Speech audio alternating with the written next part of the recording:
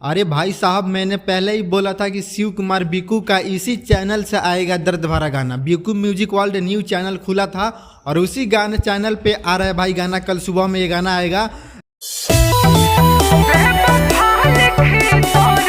Photo auto में साटम रे, बहुत ही डेंजर गाना होने वाला भाई ये, और बहुत ही खतरनाक है। पहला गाना, पहला न्यूज चैनल है भाई शिव कुमार बिकू का,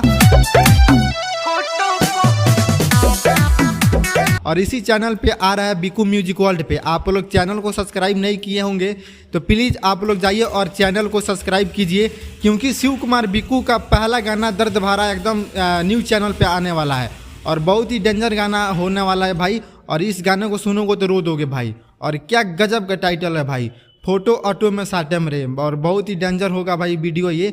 और काफ़ी मतलब ये टाइटल से ही पता लग रहा है कि भाई ये वीडियो बहुत चलेगा, और न्यूज़ चैनल है इसलिए बिकू म्यूजिक वर्ल्ड पे ही गाना ये आ रहा है।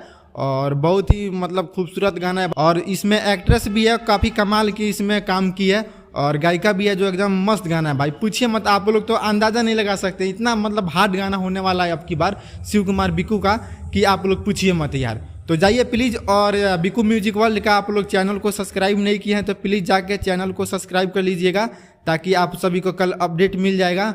तो मिलते हैं हम सभी से अगले वीडियो में। आप लोग चैनल पे नए हैं तो प्लीज़ चैनल को सब्सक्राइब और एक वीडियो को लाइक भी कर दीजिएगा।